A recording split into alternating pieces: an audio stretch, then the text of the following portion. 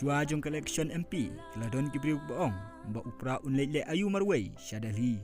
parlo kani kadiga jubab na benta kita ki baong ba upra unlele ayu marway syadali kublai pi ke papet ya kani ku video ha kani ka channel utip lang channel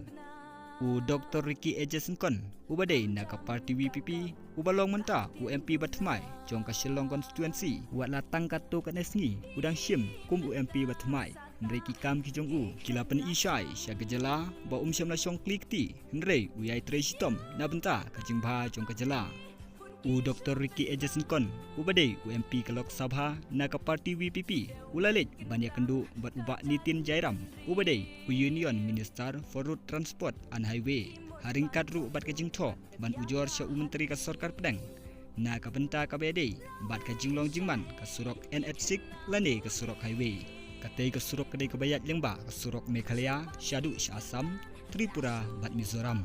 Ha ke siti Dr. Ricky Sengkon ulai thuru ba kane ke surok kala peniasok ru bat ki kato katne ki benta ki bapau jong kala mingi syate ki bakenthop ya ka Jerobat, Shillong, Jowai, Silchar, Aishwal, Agartala, kala banpoi lane kot Syadu India bat Syabordar Myanmar.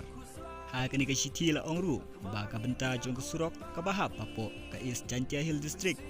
kala julor bun kamtam ha ki benta ka surok Najowai Syarata Cira ka ba pen soksat ya kinong leit nongwan kamtam ha por liur kala penlong ya kinong leit nongwan ban sakut ha ka te ka surok dakisngi bat kane ka jing sniu jong ka te ka surok kala ne menta daki kato ka nesnam ka bala shimru ya ka jing imriu Cucu ha kata ke siti na kaliang UMP kata u Dr. Ricky Ejason kon ulabu ru kecing kerpat na u menteri badai kemi ya karut transport an highway jong ka Sarkar Pedang bakadai banle AA halor kane kamat